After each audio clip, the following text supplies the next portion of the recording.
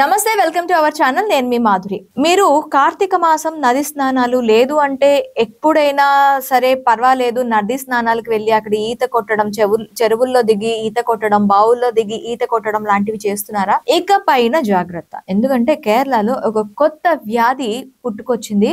అదే amoebic meningo encephalitis. ఈ వ్యాధి ఎలా ఉంటుంది అంటే ఫస్ట్ చాలా మీరు నీటిలో దిగిన తర్వాత చాలా కన్వీనియంట్ గా మీరు ఉంటారు. ఒక్కసారి మీ ముక్కులోకి నీళ్లు వెళ్ళాయా ఇక అంతే సంగతులు. ఈ వ్యాధి మీకు సోకే అవకాశాలు ఎక్కువగా ఉంటాయి. ఇప్పటికే ఈ వ్యాధితో ఈ సంవత్సరంలో 19 మంది చనిపోయారు. గత సంవత్సరం ఈ సంవత్సరం రెండు పోల్చుకుంటే ఈ రెండిట్లకి కలిపితే మనకి 30 మంది పోయారు. అంటే గత సంవత్సరం కన్నా ఈ సంవత్సరం 19 మంది అంటే ఎక్కువ మంది పోయారనమాట.